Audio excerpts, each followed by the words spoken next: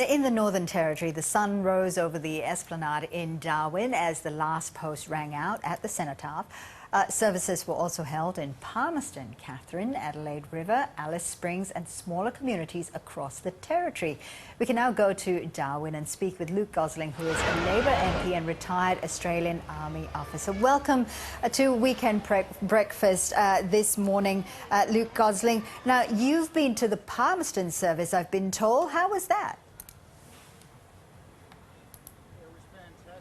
Palmerston, such a vibrant community, and with the army base at Robertson Barracks just nearby, there were loads of families out, and it was a great march, big crowds, and yeah, it was a really solemn occasion. I got to catch up with some mates that I hadn't seen for a while, and there was a beautiful dawn service here in Darwin this morning, so it's been a big day here in the far north, but a beautiful one. And on this day, what are you reflecting on in particular? I'm fourth generation, so it's those that have gone before us, but also the next generation coming after us. My daughter Sally wore my dad's World War II medals, my pop. So it's a time to think of all those who have served, those that have paid the ultimate sacrifice. And out at Palmerston, Ray Palmer, the father of Scotty Palmer, who was a Territory lad, killed in Afghanistan with the 2nd Commando Regiment. We reflected on those that, like Scott, over the generations, have given their life for our great country, and so it's a time to think about those that have gone before us, and for families to come together and to remember those that have served, those that we've lost, but also with hope for the future. Luke, you spent about 13 years in the Army in various leadership roles. Was it difficult for you to transition from the military to civilian life? Yeah, it was, and I think that everyone has some difficulties in transition, but overwhelmingly veterans transition out of the Australian Defence Force and just, kick on and, work through those feelings of the loss of identity and purpose that comes with serving for our nation, and just make awesome contributions throughout society, in the private sector and in the not-for-profit sector, in all parts of our society. But there is no doubt that you have your ups and downs, and that's why it's been so important that we finally have this Royal Commission into veteran and defence suicides, because anyone who pulls on the uniform for our nation should have the best possible system of support. So it's been great to have that confirmed recently. It's, as a Vietnam veteran said to me, too late for some, but it will be a lifesaver for others as we improve that system of care.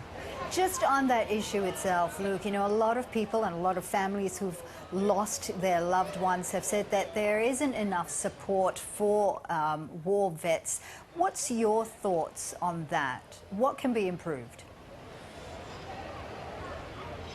It needs a systematic review and an arm's length review, which is why Federal Labor's been pushing for a Royal Commission with so many other veterans in the community and ex-service organisations, because we need to make sure that we've got the best possible system of support. And there's no doubt that the ESO sector, the ex-service organisation sector, can be supported more to provide support. But we also need to get our supports for families improved. There's more that we can be doing. We should be proud of the system we have at the moment, but it is letting some veterans fall through the cracks. So it's great that we're going to have a systematic review to improve those systems and link them up, case manage individuals where they need it, so that they can get on with life. Luke, I want to bring your attention to the recent Brereton report, and you were among several military people who opposed the move to strip the meritorious unit citation from the whole Special Operations Task Group. Why is that? I just thought it wasn't a good recommendation. I represent the people of Darwin and Palmerston. There are quite a few in our community here that received the meritorious unit citation for service with the Special Operations Task Group. But also from my service, I know many that were in that organisation that performed an outstanding and very difficult job in Afghanistan. I've worked in Afghanistan and I know how difficult the operating environment there was. But to strip that meritorious unit citation off everyone for the sins of a few that still need to be worked through the legal process, I thought was not a good idea, and that's why I spoke up strongly against that stripping, and obviously welcome that the government have said that that award will not be taken off those brave Australians. Well, the MP Andrew Hastie, who also served as an SAS officer in Afghanistan, has said that there needs to be more openness to public interest reporting of Australia's war effort. And if there had been, then some of those events that we saw in Afghanistan would not have happened. Do you think there is a need for more transparency in the military?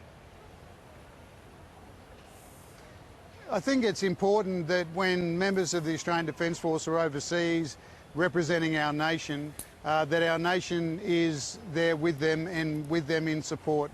So that does mean that it's important that the public understands, it's communicated to the public what our fellow Australians, our brothers and sisters, sons and daughters are doing in harm's way. What is the objective, and that we can measure that, get updates on how that's going, because it is really important that our men and women in uniform, whilst doing these difficult roles overseas, have the support of the community and the knowledge that it's an important role. And as the son of a Vietnam veteran, I don't want to see what happened to that generation, where the public didn't understand and didn't treat them well on their return. Hopefully the biggest ever crowds in Darwin for a dawn service this morning tells me, certainly here in the capital of Northern Australia, that the service of our serving men and women is totally appreciated. All right, MP Luke Gosling, thank you so much for your time this morning. It's been great. Have a wonderful day.